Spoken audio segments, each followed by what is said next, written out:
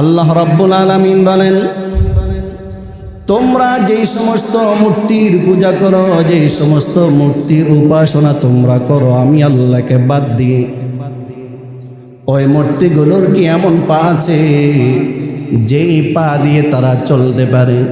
মূর্তিগুলোর কি এমন হাত আছে যে হাত দিয়ে তারা কোনো কিছু ধরতে পারে? কি বলেন? হাত তো আছে, কিন্তু হাত দিয়ে কোনো কিছু দিতে পারে?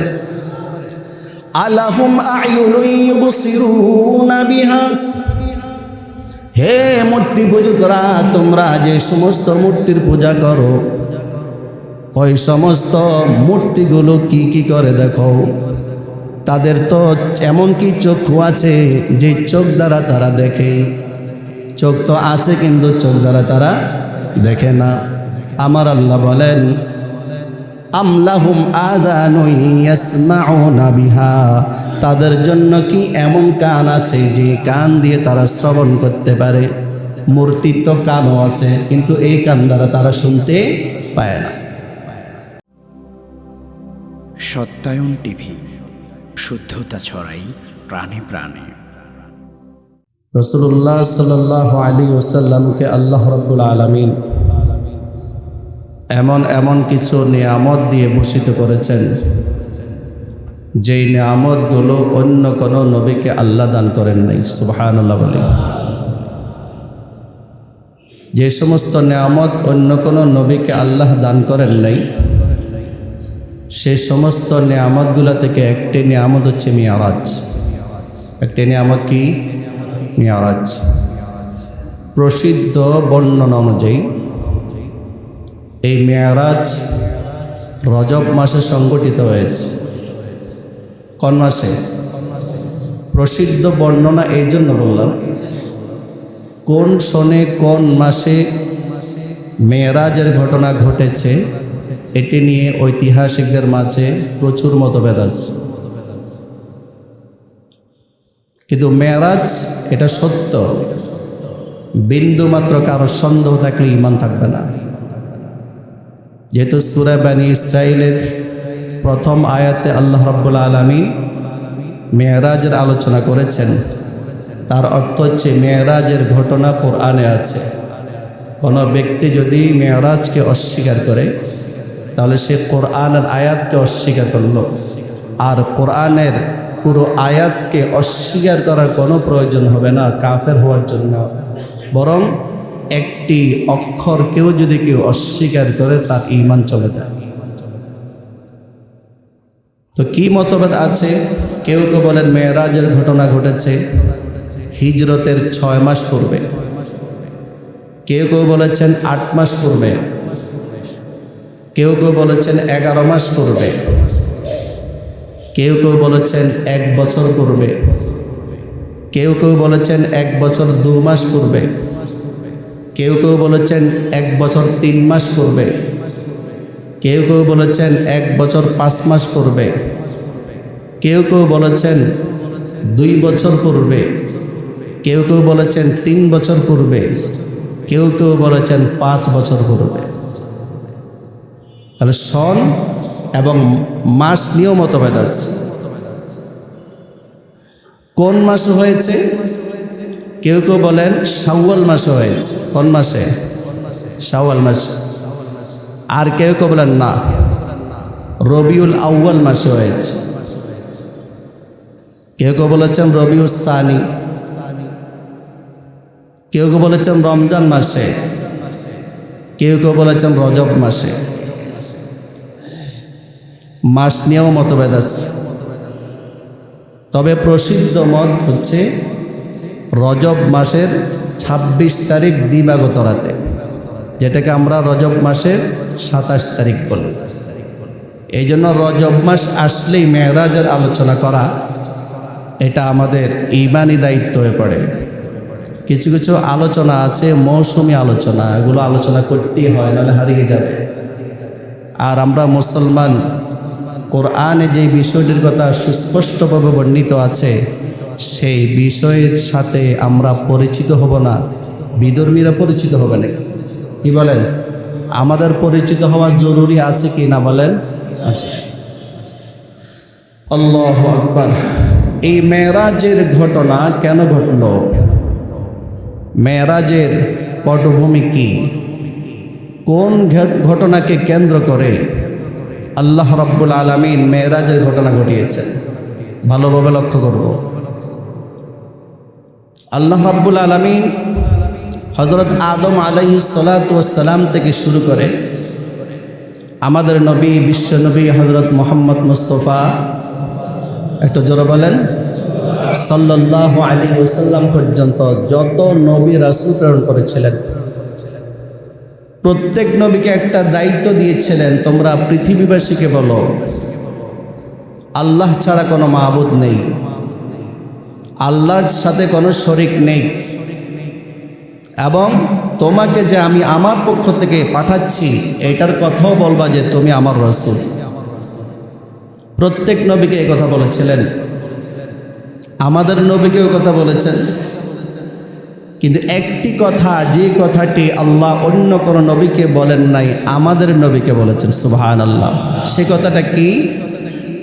যে নবী, আপনি আমার পক্ষ থেকে বলুন আমি ছাড়া কোনো মাবুদ নেই, আর আপনি হচ্ছেন আমার প্রেরিত রাসূল, তবে আমি আপনাকে এক সময় আমার দরবারে নিয়ে আসবো। সুবহানাল্লাহ। মেরাজের মাধ্যমে আল্লাহ রাব্বুল আলামিন আমাদের নবীকে আল্লাহর দরবারে নিয়ে গেছেন। এইরকম একটা ঘটনা আল্লাহ তাআলা কোনো নবীর সাথে ঘটান নাই, একমাত্র আমাদের নবীর সাথে ঘটিয়েছেন। সুবহানাল্লাহ বলেন। তো আল্লাহ তাআলা সান্ত্বনা দেওয়ার জন্য মেরাজের ঘটনা ঘটিয়েছেন। বলেন কি জন্য? কি জন্য? কিসের সান্ত্বনা? কি প্রয়োজন হলো সান্ত্বনার? প্রয়োজন এই জন্য হয়েছে যে রাসূল করিম সাল্লাল্লাহু আলাইহি ওয়াসাল্লাম পৃথিবীতে যখন আগমন করেছিলেন, পুরো পৃথিবীবাসী শিরক, কুফর, গুনাহের মধ্যে লিপ্ত ছিল, পাপাচারে তারা লিপ্ত ছিল। শিরক আর কুফরের অন্ধকারে সারা পৃথিবী আচ্ছাদিত ছিল। এই সময় আমাদের নবী আগমন করেন। আমাদের নবী এসেই যারা মূর্তি পূজক ছিল, মূর্তির অসারতা সম্পর্কে বর্ণনা দিলেন। এই দুনিয়াবাসী, তোমরা যে মূর্তির পূজা করছ, তোমরা যে মূর্তির উপাসনা করছ, জানো মূর্তিগুলো কি কি কাজে আসবে? নবীজি কি বলেছিলেন সেটাও আল্লাহ রাব্বুল আলামিন পবিত্র কোরআনে তুলে ধরেছেন। কোরআনের ভাষায় কি বলেছিলেন? আল্লাহ তাআলা বলেন, আমলাহুম আরজুলুন ইয়ামশুনা বিহা, যে তাদের কি এমন পা আছে যে পা দিয়ে তারা চলতে পারে? বলেন, মূর্তি তো পা আছে কিন্তু পা দিকে চলতে পারে? জোরে বলে না। আলাহুম আরজুলুন ইয়ামশুনা বিহা আম লাহুম আইদি ইয়াবতিশুনা বিহা আম লাহুম আ'য়ুনুন ইউবসিরুনা বিহা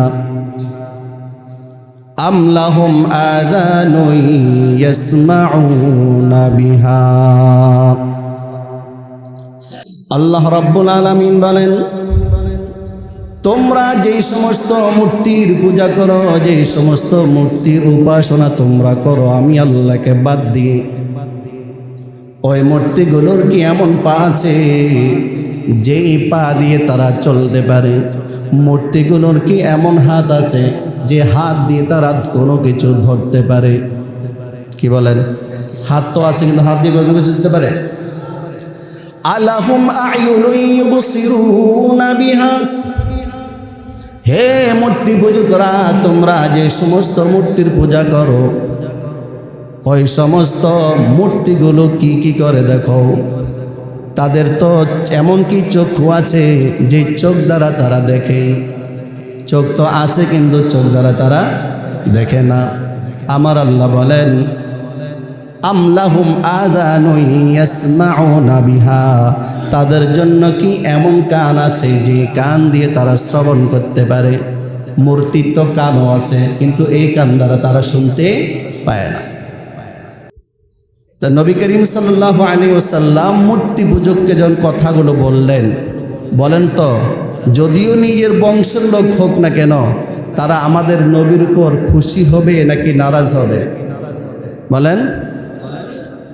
শুধু তাই না, আমার আল্লাহ বলেছেন ওয়াল্লাযীনা তাদউনা মিন দুনিহি লা ইস্তাতিউনা নাসরাকুম ওয়ালা আনফুসাহুম ইয়ানসুরুন।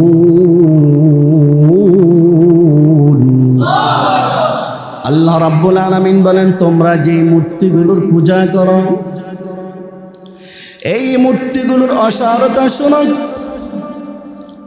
লা ইস্তাতিউনা নাসরাকুম, এই মূর্তিগুলো তোমাদেরকে কোনো সাহায্য সহযোগিতা করতে পারবে না।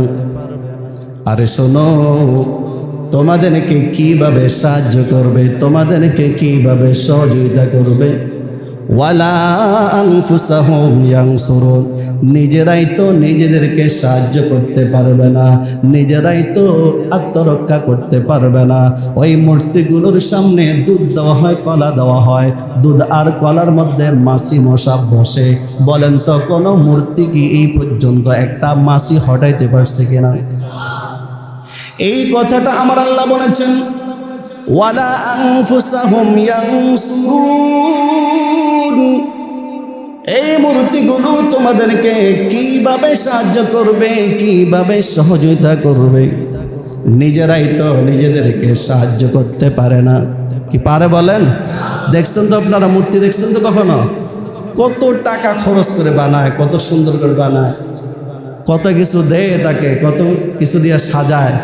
শেষ পর্যন্ত পানিতে যখন ফেলে দেয়, মূর্তি একটু বাধা দিতে পারে না যে আমাকে কেন ফেলে দিচ্ছে। কি বলেন? পারে? ওয়াইন তাদউহুম ইলাল হুদা লা ইয়াসমাউ,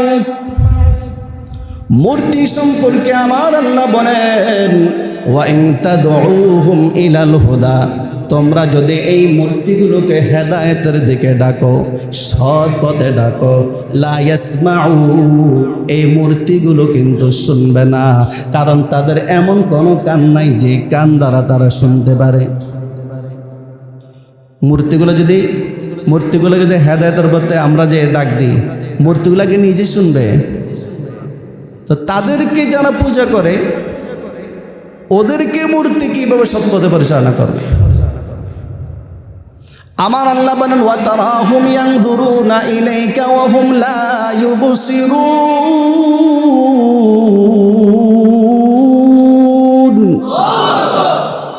তোমরা মূর্তিগুলোর দিকে যখন তাকাবা, তুমি দেখতে পাবা মূর্তিগুলো তোমার দিকে তাকিয়ে আছে। মূর্তিগুলো তোমার দিকে তাকিয়ে আছে, তুমি দেখতে পাবা। কিন্তু আমার আল্লাহ বলেন, ওয়া হুম লা ইউবসিরুন, আসলেই মূর্তিগুলো কিছুই দেখতে পায় না। সুন্দর সুন্দর চোখ দিয়া রাখছে, তাকায় রয়েছে আপনাদেরকে, আসলে দেখতে পায়? নবী করিম সাল্লাল্লাহু আলাইহি ওয়াসাল্লাম যখন মূর্তি পূজকদেরকে মূর্তির অসারতার কথা বললেন, মূর্তির অক্ষমতার কথা যখন তুলে ধরলেন, তখন নিজের কওমের লোকেরা আমার নবীর বিরুদ্ধে চলে গেল।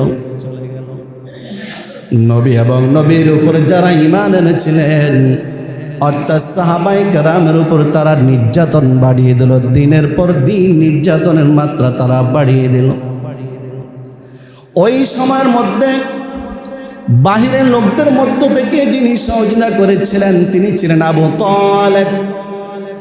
আর ঘরের মধ্য থেকে যিনি আমার নবীকে সহযোগিতা করেছিলেন, তিনি ছিলেন খাদিজাতুল কুবরা রাদিয়াল্লাহু তাআলা আনহা। আল্লাহু আকবার বলেন। আবু তালেবের কাছে আবু জাহেল উতবা সাইবা গিয়ে বলল, আপনার ভাতিজা কি বলে? আপনার ভাতিজাকে বলুন আমাদের মূর্তির বিরুদ্ধে যেন কথা না বলে। আমরা যে সমস্ত জিনিসের পূজা করি, এই সমস্ত জিনিসের বিরুদ্ধে আপনার ভাতিজা যেন কথা না বলে নিষেধ করে দেন। মায়ার নবী দাওয়াত দেওয়ার পর যখন নাকি ঘরে ঢুকলেন, আবু তালেব ডাকলো, শোনো মুহাম্মদ, এই মক্কার মান্যগণ্য লোকগুলো আমার কাছে আসছে, তুমি এক খোদার দিকে মানুষগুলোকে ডাক দিয়েছো, মানুষগুলোকে এক খোদার সাথে শরীক করতে নিষেধ করেছো, লোকগুলো আমার কাছে আসছে। তুমি যদি এই দাওয়াত দেওয়া থেকে ফিরে না আসো, আমার ভয় হয় তোমাকে তো তারা মেরে ফেলবে। নবীজি বলেছেন, চাচা যান শুনুন, আমার জানের কোনো ভয় নাই, আমাকে তো তারা আরো অনেক প্রস্তাব দিয়েছে, দুনিয়ার প্রস্তাব দিয়েছে, সুন্দর নারীর সাথে আমাকে বিবাহ দিয়ে দিবে, এটার ওয়াদা দিয়েছে। আর এই পৃথিবীর বাদশা হওয়ার জন্য, আরবের বাদশা হওয়ার জন্য আমাকে প্রস্তাব দিয়েছে। দুনিয়ার কোনো লোভের আমার কোনো প্রয়োজন নাই, আমাকে সারা পৃথিবী যদি এক হাতে দিয়ে দেওয়া হয়, সূর্যটা যদি আমার ডান হাতে দিয়ে দেওয়া হয়, আর চন্দ্রটা যদি আমার বাম হাতে দিয়ে দেওয়া হয়, আমার জানও যদি চলে যায়, আমি এক মুহূর্তের জন্য আমি আমার আল্লাহর দিকে দাওয়াত দেওয়া থেকে পিছু হটব না। তখন আবু তালেব বলেছিলেন, ঠিক আছে ভাতিজা, তুমি কাজ করো, আমি তোমাকে সহযোগিতা করবো। আল্লাহু আকবার বলেন। শুধু ঈমানটা যদি তিনি আনতেন তাহলে বেহেশতে যেতেন, কিন্তু আবু তালেব অনেক সহযোগিতা করেছে। আর ঘরের ভিতর থেকে সহযোগিতা করেছিলেন কে? খাদিজাতুল কুবরা রাদিয়াল্লাহু তাআলা আনহা বয়সে নবীজির বড় ছিলেন। নবীজির মা কিন্তু তখন ছিলেন না, ছোটবেলায় তো মা বাবা দুজনকে হারিয়েছিলেন। আল্লাহর নবী বলেন, আমি যখন দ্বীনের দাওয়াত দিয়া ঘরে আসতাম, একবার ডাক দেওয়া লাগতো, দ্বিতীয়বার কখনো আমার খাদিজাকে ডাক দেওয়ার প্রয়োজন হইত না। আল্লাহু আকবার বলেন। আমি খাদিজাকে প্রশ্ন করলাম, খাদিজা, আমি যত রাতে বাইরে থেকে আসি না কেন, আপনাকে আমি যখন ডাক দিই, প্রথমবার ডাক দেওয়ার পর সাথে সাথে আপনি দরজাটা খুলে দেন, দ্বিতীয়বার ডাক দেওয়ার কোনো প্রয়োজন হয় না, কারণ কি? আম্মাজান খাদিজাতুল কুবরা রাদিয়াল্লাহু তাআলা আনহা বলেছিলেন, ইয়া রাসূলুল্লাহ, ইয়া হাবিবাল্লাহ, আপনার মা নাই, সন্তান যদি বাইরে থাকে মা কিন্তু ঘুমাতে পারেন, আপনি এতিম, ছোট্টবেলা মাকে হারিয়েছেন, ছোটবেলা বাবাকেও হারিয়েছেন, আর আমি যদি দরজা বন্ধ করে ঘুমিয়ে যাই আপনার কি অবস্থা হবে? আমি বলি, আপনি যখন বাইরে থাকেন আমার যদিও ঘুম চলে আসে, চোখে ঘুম চলে আসবে, এই ভয় আমি দরজার সাথে পিঠ লাগাইয়া দাঁড়িয়ে থাকি। রাসূল করিম সাল্লাল্লাহু আলাইহি ওয়াসাল্লামকে বাহির থেকে সজদা করতেন আবু তালেব, আর ঘরের মধ্য থেকে সজদা করতেন আম্মাজান খাদিজাতুল কুবরা রাদিয়াল্লাহু তাআলা আনহা। নবুয়তের 11 বছর, একই বছরে অল্প দিন ব্যবধানে আল্লাহ রাব্বুল আলামিন আবু তালেবকে দুনিয়া থেকে উঠাই নিলেন। খাদিজাতুল কুবরা রাদিয়াল্লাহু তাআলা আনহাকেও দুনিয়া থেকে উঠাই নিলেন। ওই বছরটা ছিল সমবেদনা, বেদনার বছর, আমুল হুজন বলা হয়, চিন্তার বছর বলা হয়, বেদনার বছর বলা হয়। নবী করিম সাল্লাল্লাহু আলাইহি ওয়াসাল্লাম ভাঙ্গা মন নিয়ে ইসলামের দিকে মানুষগুলোকে দাওয়াত দেওয়ার জন্য তায়েফে যায়। তায়েফে যাওয়ার পর তায়েফবাসীরা কেমন আচরণ করছে সেদিকে আমি যেতে চাই না, আপনারা সবাই জানেন। বলেন তো, তায়েফবাসীরা আমার নবীর সাথে ভালো ব্যবহার করেছে না খারাপ ব্যবহার করেছে? অনেক প্রহার করেছিল, পাথর প্রহার করেছে, চৌকা চৌকা পাথর। এই পাথরের চোখ চৌকা ছিল, কোনা ছিল, এত জোরে পাথর মারত, এই পাথরটা নবীজির শরীরে যে জায়গায় পড়তো সাথে সাথে রক্ত বের হয়ে যেত। কেমন শরীরে তারা আঘাত দিয়েছে। রাসূল করিম সাল্লাল্লাহু আলাইহি ওয়াসাল্লামকে সাহাবায়ে কেরাম নিজের সম্পদ থেকেও বেশি ভালোবাসতেন, নিজের সন্তান থেকেও বেশি ভালোবাসতেন। সাহাবায়ে কেরাম নিজের জান থেকেও আমার নবীকে বেশি ভালোবাসতেন, এবং নবীকে তায়েফবাসীরা কষ্ট দিয়েছে। অরওয়া বলেন, অর্থাৎ হুদায়বিয়ার সন্ধির সময় মক্কার পৌত্তলিকদের পক্ষ থেকে যিনি প্রতিনিধি হয়ে নবীর সাথে সাক্ষাৎ করে আসছিলেন, নবীর সাথে সাক্ষাৎ করে গিয়া মক্কাবাসীকে ডাক দিয়া বলেন, হে মক্কাবাসী শোনো, আমি পারস্য সম্রাটের দরবারে গিয়েছিলাম, আমি রোম সম্রাটের দরবারে গিয়েছিলাম, আমি মুহাম্মদের দরবারেও গিয়েছি, কিন্তু বিশ্বের বড় বড় রাজা বাদশার দরবারে যে দৃশ্যটা আমি দেখি নাই, এমন একটা বিরল দৃশ্য আমি মুহাম্মদের দরবারে দেখেছি। মানুষজন প্রশ্ন করল, কি দৃশ্য আপনি দেখেছেন? ওরওয়া বলল, শোনো, আমি যখন মুহাম্মদের দরবারে গেলাম, মুহাম্মদ যখন থুতু ফেলতেন, তার সাথীরা এই থুতু নেওয়ার জন্য হাত পেতে দিতেন। আল্লাহু আকবার বলেন। হাতের মধ্যে মুহাম্মদের থুতু নিয়া সারা শরীরে মেখে দিতেন, এমনকি মুখমণ্ডলও মেখে দিতেন। আল্লাহু আকবার বলেন।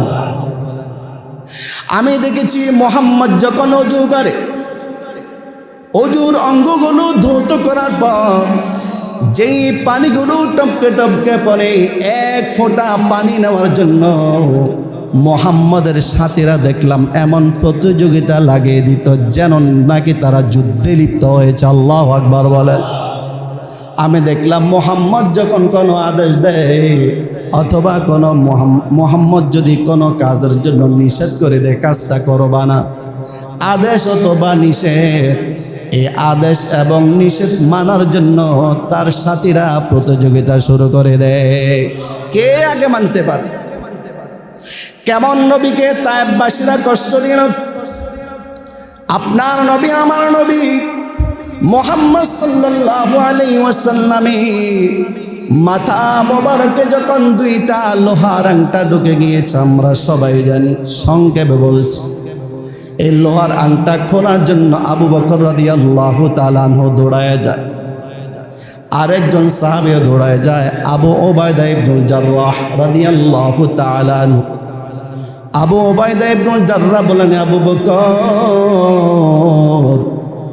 আপনার সবের কোনো অভাব নেই, আপনি আমার নবীর মাথা থেকে যদি লোহার আংটাটা খোলেন অনেক সওয়াব পাবেন, আপনার তো সওয়াব আছে জানি, এই সৌভাগ্যটুকু আমাকে অর্জন করা আপনি সুযোগ করে দেন। আল্লাহু আকবার বলেন। আবু উবাইদা ইবনুল জাররাহ রাদিয়াল্লাহু তাআলা আনহু প্রথম আংটাটা খোলার জন্য যখন দাঁত দিয়ে টান দেয়, প্রথম আংটাটা নবীজির মাথা মোবারক থেকে খুলে আসে, কিন্তু আবু উবাইদা ইবনুল জাররাহর একটা দাঁত ভেঙে পড়ে যায়। আল্লাহু আকবার বলেন। আরও একটা আছে নাকি? নেই। দ্বিতীয়টা খোলার জন্য আবার টান দিলেন, দ্বিতীয় দাঁতও ভেঙে পড়ে গেল। আল্লাহু আকবার বলেন। এরপরে যেই জায়গা থেকে আংটাটা খোলা হলো, লোহার কড়াটা যেই জায়গা থেকে খোলা হলো, সেই জায়গাতে কিছু রক্ত বের হলো। রক্ত বের হলো কার শরীর থেকে? রক্ত বের হলো যার শরীরে মশা মাছি পর্যন্ত বসে না।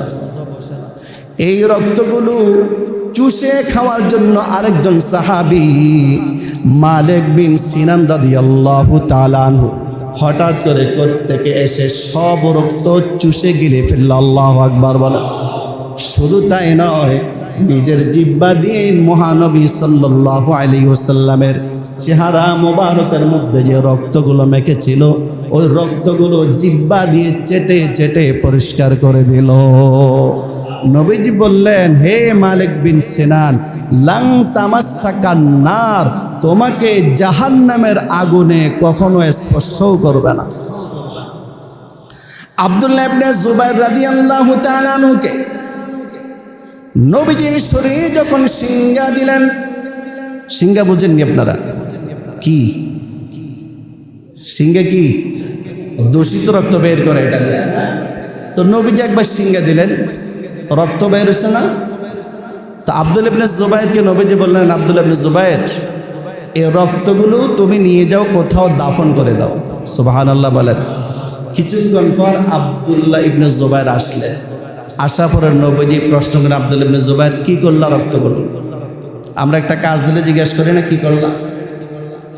আব্দুল্লাহ জুবাইর বললেন, ইয়া রাসূলুল্লাহ, ইয়া হাবিবাল্লাহ, কিভাবে আপনার শরীরের রক্ত মোবারকগুলো আমি দাফন করে দিই? আমি অনেকবার চেয়েছি, আমার মন দেই না দাফন করার জন্য।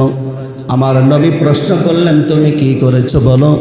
আব্দুল্লাহ ইবনে জুবাইর বললেন, ইয়া রাসূলুল্লাহ, আমি আপনার রক্তগুলো খেয়ে ফেলছি। আল্লাহু আকবার বলেন। আমি রক্তগুলো পান করে ফেলছি, গিলে ফেলছি রক্তগুলো।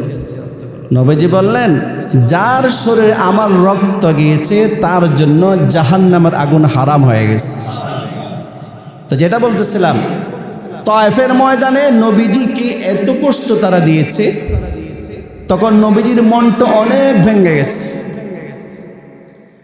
একদিকে মা চলে গেছে আরো আগে, আবার বাবাও চলে গেছে আরো আগে, আবু তালেবও চলে গেলেন, খাদিজাতুল কুবরা রাদিয়াল্লাহু তাআলা আনহু চলে গেলেন। আর তায়েফের ময়দানে যাওয়ার পর খারাপ ব্যবহার করা হলো। ওখান থেকে আসার পর নবীজি অনেক টেনশনে পড়ে গিয়েছিলেন, অস্থির হয়ে গিয়েছিলেন, মনটা ভেঙে গেছে। এমন সময় আমার আল্লাহ আমাদের নবীকে সান্ত্বনা দেওয়ার জন্য মেরাজের ব্যবস্থা করলেন। এখন কি বুঝে আসছে মেরাজের ঘটনা কেন? সংক্ষেপ কত হলো, আল্লাহ রাব্বুল আলামিন আমাদের নবীকে আল্লাহ তাআলার দরবারে নিয়ে সান্ত্বনা দেওয়ার জন্য মেরাজের ঘটনা ঘটিয়েছেন। সুবহানাল্লাহ বলেন।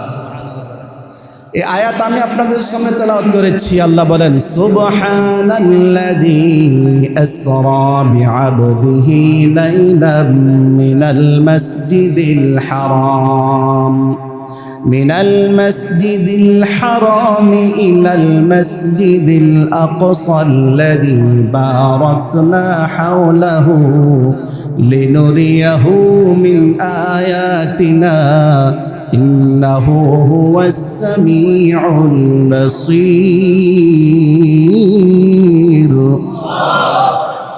অনুবাদ খেয়াল করে, পবিত্র তিনি, যিনি তার এক বান্দাকে রাতের বেলায় ভ্রমণ করিয়েছেন। কোন বেলায়?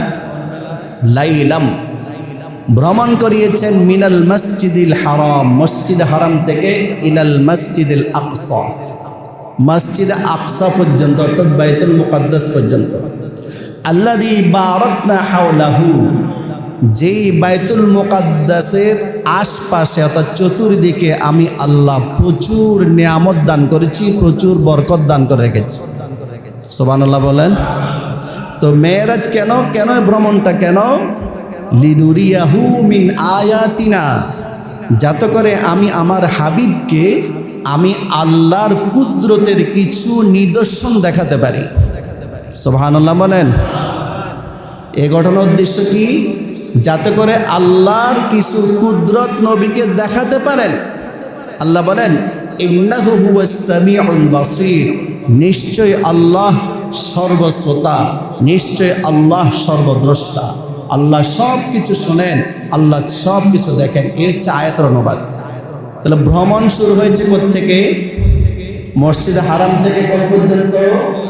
মসজিদে আকসা পর্যন্ত। দুনিয়াতে ভ্রমণ এটা, এতটুকু জায়গার ভ্রমণকে বলা হয় ইসরা। এতটুকু ভ্রমণকে কি বলা হয়? ইসরা বলা হয়। আর মসজিদে আকসা থেকে ঊর্ধ্বাকাশে যে ভ্রমণ, এই ভ্রমণটাকে বলা হয় মেরাজ। কারণ মেরাজ শব্দের অর্থ হচ্ছে চলন্ত সিঁড়ি। মেরাজ তো কি? চলন্ত সিঁড়ি। তাহলে মেরাজের কয়টা পর্ব? দুইটা পর্ব। প্রথম পর্ব হচ্ছে মসজিদে হারাম থেকে মসজিদ আকসা পর্যন্ত, এই পর্বের নাম কি? ইসরা। যে সুবহানাল্লাযী আসরা, এখান থেকে আসছে। আর মসজিদে হারাম থেকে আরশে আজিম পর্যন্ত যে ভ্রমণ, এটাকে কি বলা হয়? মেরাজ বলা হয়। আর একসাথে দুইটা পর্বকে মেরাজ বলা হয়। একসাথে দোনো পর্বকে কি বলা হয়? মেরাজ বলা হয়। তাহলে ইসরা এবং মেরাজ, আর একসাথে দুইটাকে কি বলা হবে? মেরাজ বলা হবে। তো রাসূল করিম সাল্লাল্লাহু আলাইহি ওয়াসাল্লাম চাচাতো বোন উম্মে হানির ঘরে ঘুমন্ত অবস্থা ছিলেন বা শায়িত ছিলেন। এমন সময় জিবরিল আলাইহিস সালাতু ওয়াস সালাম গেলেন এবং মিকাইল আলাইহিস সালাতু ওয়াস সালাম গেলেন, যায়া নবীজিকে জাগালেন। সেখান থেকে একদম সোজা হাতিমে কাবা নিয়ে আসছেন। হাতিমে কাবা থেকে জমজম কূপের কাছে নিয়ে রসুল করিম সাল্লাল্লাহু আলাইহি ওয়াসাল্লামের বক্ষ বিদারণ করলেন, বুক চিরলেন। বক্ষ বিদারণ রসুল করিম সাল্লাল্লাহু আলাইহি ওয়াসাল্লামের জীবনে বক্ষ বিদারণ 3 বার হয়েছে। কতবার হয়েছে? 3 বার। একটা হচ্ছে শিশুকালে, আরেকটা যৌবনকালে, আরেকটা মিরাজের সময়। বলেন কয়টা? 1 নাম্বার, 2 নাম্বার, 3 নাম্বার মিরাজের সময়। শিশুকালে কখন? হালিমাতুস সাদিয়ার ছেলের সাথে যখন নবীজি বকরি চড়াতে মাঠে গিয়েছিলেন। অর্থাৎ হালিমাতুস সাদিয়া নবীজির দুধমা ছিলেন। এই দুধমার একটা ছেলে, তার মানে নবীর দুধ ভাই, এই দুধ ভাইয়ের সাথে বকরি চড়াতে গিয়েছিলেন। ওই সময় একবার বক্ষ বিদারণ করা হয়েছে। এর উদ্দেশ্য হচ্ছে শিশু সুলভ যত আচরণ থাকতে পারে সেগুলো যেন নবী থেকে বের হয়ে যায়, যেমন দৌড়াদৌড়ি করা, খেলাধুলা করা, এগুলো যেন নবীজি না করে। সুবহানাল্লাহ বলেন। আরেকটা কখন? যৌবনকালে। যৌবনকালটা হচ্ছে উচ্ছৃঙ্খলার কাল, গুনাহের প্রতি আকর্ষণ বেশি থাকে। সেই সময় দ্বিতীয়বার বক্ষ বিধান করা হয়েছে যাতে করে গুনার প্রতি নবীজির মনে না যায়। গুনাহের আকর্ষণ খতম করা হচ্ছে দ্বিতীয় বক্ষ বিধারণ উদ্দেশ্য। আর 3 নম্বর বক্ষ বিধান কোন সময়? মেরাজের সময়। কেন? এই ভ্রমণটা দুনিয়া থেকে কোন দিকে? আসমানের দিকে। দুনিয়ার পরিবেশ আর আসমান আকাশের পরিবেশ এক না। একজন বিজ্ঞানী ভ্রমণ করেছিল, আমেরিকান এক বিজ্ঞানী, সে সফল চাঁদের দেশ ভ্রমণ করেছিল। সে এসে বলেছে যে আমি চাঁদের দেশে 3টা জিনিস পেয়েছি। কয়টা জিনিস? 3টা। একটা হচ্ছে সেখানে অক্সিজেন বলতে কিছু নেই। 2 নাম্বার, উর্বরতার শক্তি বলতে কিছু নেই। যে শাক সবজি হয় না, গাছপালা হয় না, ওগুলো তো জমিন যদি উর্বর না হয় তাহলে এটা কখনো হবে না, উৎপাদিত হবে না। তো উর্বরতার শক্তি চাঁদের দেশে নেই। আর 3 নাম্বার যে জিনিসটা আমি দেখেছি সেটা হচ্ছে চাঁদের এক প্রান্ত থেকে আরেক প্রান্ত পর্যন্ত কালো একটা রেখা আমি দেখেছি। সুবহানাল্লাহ বলেন। তিনি গবেষণা করে বলেছেন যে রেখাটা আমি দেখেছি কালো রেখা, এটা হচ্ছে নবী মুহাম্মদ যে আঙ্গুলের ইশারায় চাঁদকে দ্বিখণ্ডিত করেছিলেন তার একটা চিহ্ন। সুবহানাল্লাহ বলেন। তা আপনি সেখানে গবেষণা করেন না কেন? ওকে প্রশ্ন করা হয়েছিল আমেরিকান বিজ্ঞানীকে যে আপনি সেখানে গবেষণা করেন না কেন? তো আমি যদি সেখানে গবেষণা করতাম তাহলে পৃথিবীর দিকে যে আমি অক্সিজেন নিয়ে গিয়েছিলাম সে অক্সিজেন ফুরিয়ে যেত, তখন আমি কি করব? সেখানে তো কোনো অক্সিজেন নাই, সেজন্য আমি সেখানে গবেষণা করি নাই। তো যাই হোক, জমিনের পরিবেশ আর আকাশের পরিবেশ এক না ভিন্ন? যাতে করে আকাশের পরিবেশ নবী মুহাম্মদ সহ্য করতে পারেন সেই যোগ্যতা তৈরি করার জন্য আল্লাহ রাব্বুল আলামিন নবী করিম সাল্লাল্লাহু আলাইহি ওয়াসাল্লামের মেরাজের সময় 3বার বক্ষ বিধান করেছেন। আল্লাহু আকবার বলেন। তাহলে নবীজি মসজিদ হারাম থেকে কোথায় গিয়ে যাবেন?